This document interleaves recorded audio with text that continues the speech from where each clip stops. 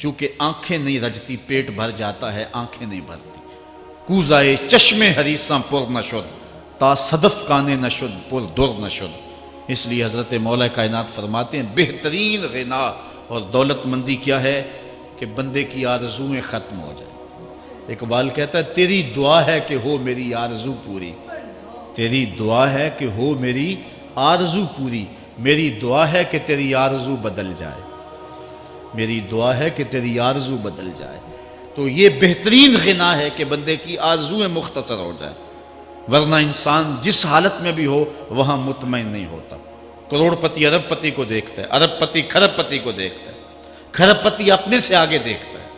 اس لیے جب آرزویں مختصر ہوں گی تو بندہ جس حالت پہ بھی ہوگا راضی ہوگا، اور بندہ اپنی حالت پہ راضی ہو جائے تو یہ اللہ کی رضا کا سبب ہے۔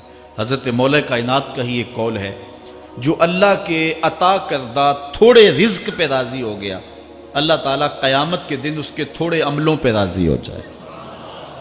یہ اللہ کی کرم نوازیوں کے رنگ ہے۔ حضرت مولا کائنات کی ایک اور حکمت آمیز بات سنیں، فرما رہے ہیں سیئات تسوء کا خیر عند اللہ من حسنۃ توجب کا۔ وہ برائی جو تجھ کو پریشان کر دے، دکھی کر دے، اذیت میں مبتلا کر دے، وہ گناہ جو تیرے ضمیر پہ بوجھ بن جائے، تو اپنے آپ کو حقیر سمجھنے لگ جائے، چھوٹا سمجھنے لگ جائے، گناہگار سمجھنے لگ جائے، جس برائی سے تجھے دکھ پہنچے وہ اس نیکی سے بہت اچھا ہے وہ تیرا برائی کرنا جو تجھے تکبر میں مبتلا کر دے۔ جس نیکی سے تو متکبر ہو جائے، انسان کو انسان نہ سمجھے، مخلوق کو کیڑے مکوڑے سمجھے، اپنے سجدوں پہ ناز کرے، ان سجدوں سے وہ برائی بہتر ہے جو تیرے اندر عجز پیدا کر دے، تیرے اندر نرمی پیدا کر دے، تیرے اندر جو ہے وہ ایک رکت پیدا کر دے۔ وہ برائی جو ہے وہ اس نیکی سے بہتر ہے۔ حضرت مولا کائنات کا ایک اور فرمان دیکھیے، لا غنا کل عقل ولا فقر کل جہل ولا میراث کل ادب ولا ظہیر کل مشاورہ۔ کتنی خوبصورت باتیں ارشاد فرمائیں۔ فرمایا عقل جیسی دولت کوئی نہیں، عقل جیسی دولت کوئی نہیں ہے، اور جہالت جیسی غربت کوئی نہیں۔ جو شخص جاہل ہے وہ کروڑوں میں بھی کھیلتا ہے تو وہ غریب ہے۔ اللہ نے عقل کا چراغ دیا ہے تو اس کے پاس دولت نہیں بھی ہے تو عقل بہت بڑی دولت۔ تیسری بات، ولا میراث کل ادب، اور ادب جیسی وراثت کوئی نہیں۔ ایک بندے کو ادب کی دولت مل گئی تو اس کو سب کچھ مل گیا۔ آج جس دور میں ہم جی رہے ہیں، اس دور میں ہم سے ادب چھینا جا رہا ہے، بڑی باریک سازشیں ہو رہی ہیں، آنکھوں سے حیا نکالا جا رہا ہے، بوڑھوں کا، بزرگوں کا۔ یہ ماہ رمضان کا کتنا حیا ہوا کرتا تھا، اگر کوئی بدقسمتی سے روزہ نہیں رکھتا تھا تو وہ سامنے کبھی کھاتا ہی نہیں تھا، اسے رمضان کا حیا مارتا تھا۔ لیکن آج لوگ کھلے بندوں نہیں کھا رہے، حیا ہی اڑ گیا آنکھوں سے۔ اس طرح اہل بیت کا حیا آنکھوں سے نکل گیا، اصحاب رسول کا حیا آنکھوں سے نکل گیا، نبی کا حیا لوگوں کی آنکھوں میں نہیں رہا۔ بے ادبی کو فروغ ہے، اور نبی کے بارے میں ایسی ڈٹائی سے بات کرتے ہیں جس طرح عام آدمیوں کو۔ یہ بے حیائی کا اور بے ادبی کا دور ہے، جبکہ ادب ایک بہترین وراثت ہے۔ اگر آپ مجھے پوچھیں کہ دین کیا ہے، ایک تو ہے کہ 3 گھنٹے کا واز کیا جائے کہ دین یہ ہے، اور ایک ہے کہ 2 لفظوں کے اندر بتایا جائے دین کیا ہے۔ تو اگر 2 لفظوں میں بتانا چاہوں تو اقبال کا لہجہ ادھار لینا پڑے گا۔ اقبال کہتا ہے دین سراپا سوختن اندر طلب، انتہائش عشق آغازش ادب۔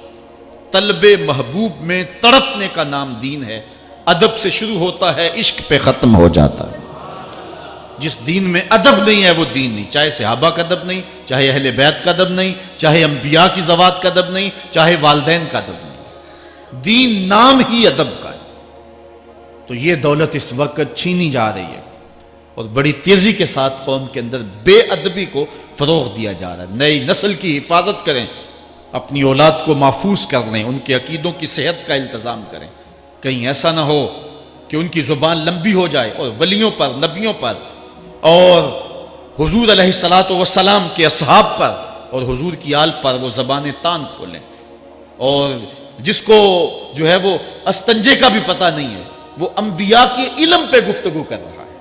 شرم نہیں آتی کس کا علم تول رہے ہو، کس کی ذات کو ناپ رہے ہو، ڈٹھے ورق قرآن دے پھول سارے، تیری شان جیا نہیں کوئی ہور ڈٹھا، تیری شان دا کرے مقابلہ جیڑا انہوں عاشقاں اصلی چور ڈٹھا۔ کوئی نور آکھے کوئی بشر آکھے، پیندہ رات دینے ایہو شور ڈٹھا، اللہ والیاں گل مکا دیتی تساں ہور ڈٹھا اساں ہور ڈٹھا۔ تم نے پتہ نہیں کس کو دیکھا ہے جو سکی بیٹی کو بھی نہیں بخشوا سکتا، گلا پھاڑ پھاڑ کے کہا جاتا ہے نبی سکی بیٹی کو نہیں بخشوا سکتا۔ اور میاں تم بخشوانے کی بات کرتے ہو، نبی تو کہہ رہا ہے فاطمہ تو جنتی عورتوں کی سردار، وہ تو جنتیں بانٹ رہے ہیں، وہ تو جنتیں وراثت میں دے رہے ہیں۔ تو ادب پہلا کرینہ ہے محبت کے کرینوں میں، اس لیے کہا کہ ادب جیسی میراث کوئی نہیں، ولا ظہیرہ کل مشاورہ، اور مشورے جیسا مددگار کوئی نہیں۔ آپ کے پاس بڑے اسلحے ہیں، بڑی تلواریں ہیں، بڑے تعلقات ہیں لوگوں کے ساتھ، لیکن اچھا مشورہ یہ سب سے اچھا مددگار ہے آپ کا۔ حضرت مولا کائنات کا ایک اور قول سنیے، نفس المرء خطاہ الی اجل،